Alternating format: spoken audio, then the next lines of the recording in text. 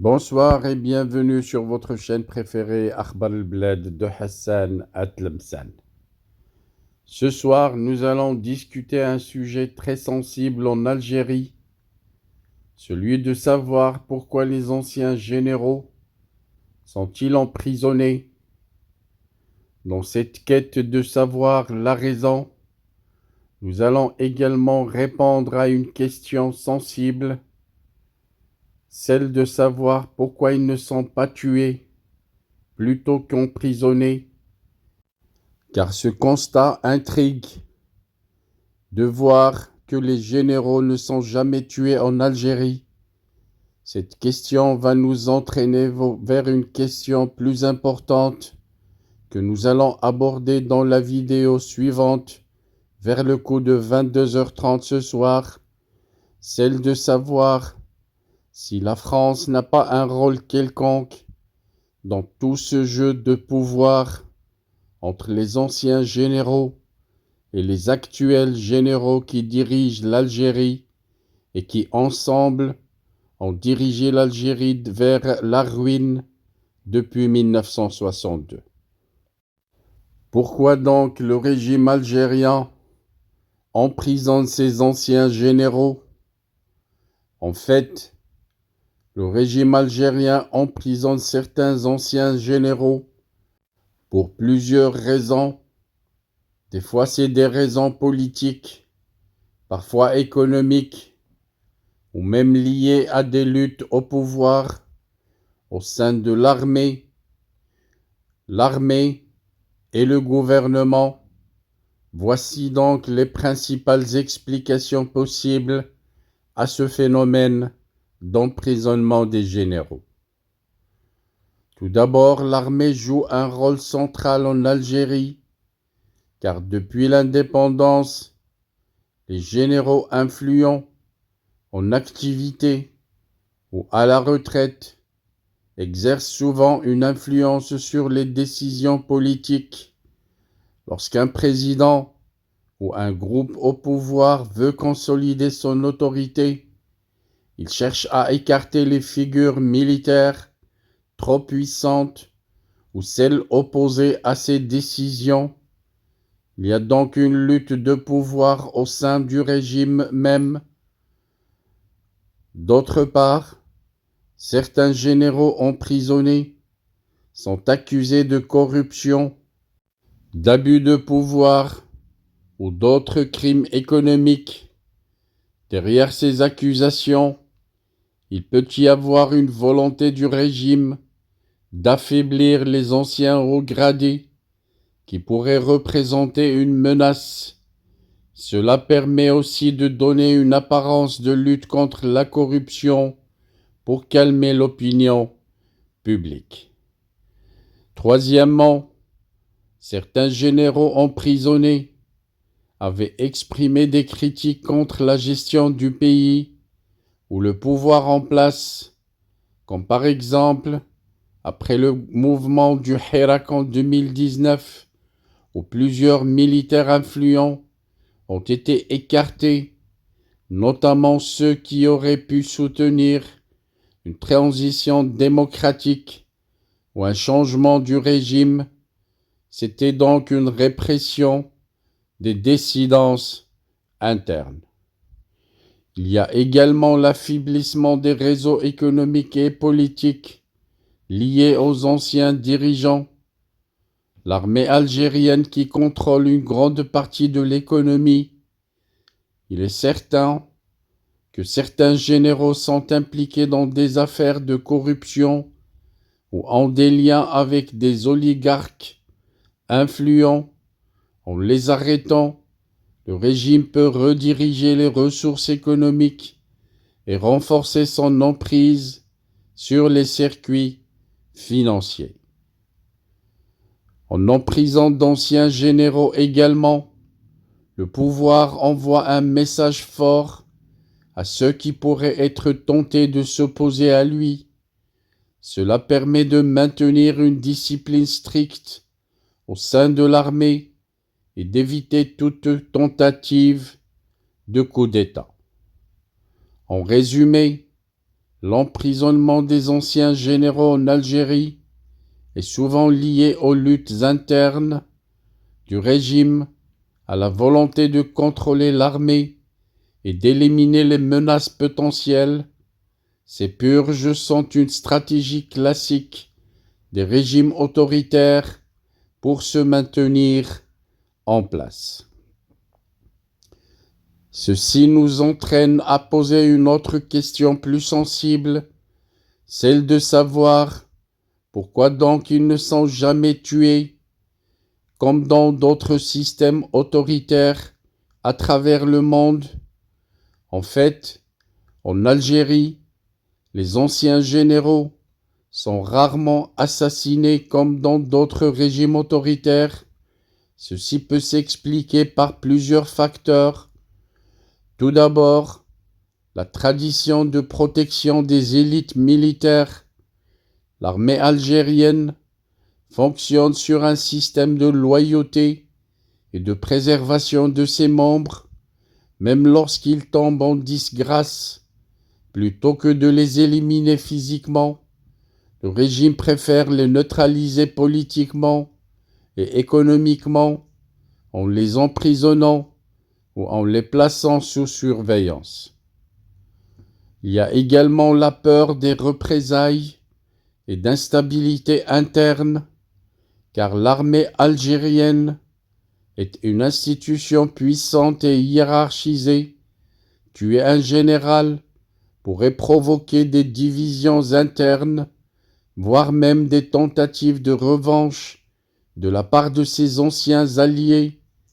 Le régime préfère donc des méthodes plus discrètes pour éviter des luttes intestines incontrôlables. Troisième raison, le maintien des apparences légales. L'Algérie cherche à préserver une image de stabilité et d'état de droit, surtout à l'international, en emprisonnant les généraux sous prétexte de corruption ou d'abus de pouvoir. Le régime donne une façade légale à ces purges, évitant les scandales internationaux qui pourraient suivre des assassinats politiques. À citer également les possibilités de réhabilitation future pour ces généraux. En fait, en Algérie, un général disgracié peut parfois retrouver sa place si le rapport de force change. Les luttes de pouvoir sont souvent temporaires et certains hauts gradés, après un passage en prison, peuvent revenir en grâce sous un nouveau leadership. Tuer ces figures éliminerait cette possibilité de recyclage politique. Le système où l'exil et l'emprisonnement suffisent, contrairement à des dictatures plus brutales où la liquidation physique est courante, comme en Russie ou en Corée du Nord. Le régime algérien préfère forcer ses opposants à l'exil, à la retraite forcée ou à la prison. C'est une manière efficace de neutraliser des rivaux sans déclencher de crise majeure. En résumé, l'Algérie privilégie la répression par l'emprisonnement ou par l'exil plutôt que l'assassinat, car cela permettrait de contrôler l'opposition sans risquer une déstabilisation du régime ou des représailles internes. Voilà donc, nous arrivons à terme à notre sujet, mais une autre question plus grave se pose. Que deviennent leurs enfants? Les enfants des généraux déchus en Algérie connaissent généralement trois sortes de sorts différents en fonction de leur degré d'implication dans les affaires de leurs parents et de leur capacité à se repositionner dans le système. Il y a ceux qui restent protégés et réintégrés dans le système, ceux-là, surtout ceux qui n'étaient pas directement impliqués dans les affaires de leurs parents peuvent être laissés tranquilles grâce aux réseaux familiaux et aux relations tissées avec d'autres figures, des figures influentes bien entendu, ils arrivent parfois à se repositionner dans l'administration, dans les affaires ou parfois même dans l'armée. Il y a ceux qui perdent leurs privilèges et restent marginalisés. C'est dans le cas où le père était trop impliqué dans une opposition au régime ou dans un conflit interne. Ces enfants peuvent être mis à l'écart. Ils perdent généralement l'accès aux postes stratégiques, aux avantages économiques et aux protections dont ils bénéficient. Certains sont placés sous surveillance, empêchés de voyager ou de poursuivre certaines activités. On arrive au troisième genre de fils de généraux, ceux qui partent en exil. Quand la situation devient trop risquée, certains enfants de généraux déchus quittent l'Algérie, souvent vers la France ou vers l'Espagne, parfois vers d'autres pays où ils ont des biens et des contacts. Ils tentent de reconstruire leur vie, parfois en investissant dans les affaires ou en rejoignant des cercles d'opposition au régime. Restent les cas particuliers, ceux poursuivis pour corruption. C'est dans certains cas, quand un général tombe en disgrâce pour des affaires de corruption, ces enfants sont aussi visés, surtout s'ils ont bénéficié de réseaux financiers à travers leurs parents. Ils peuvent être inquiétés par la justice, voire arrêtés, mais ces affaires restent souvent gérées en interne pour éviter un scandale trop visible. Grosso modo donc, le sort des enfants des généraux algériens déchus dépend de leur niveau d'implication, de leurs relations, mais surtout de la gravité des accusations contre leur père. Certains restent protégés et réintègrent le système, d'autres sont marginalisés et certains même finissent par s'exiler pour éviter des représailles.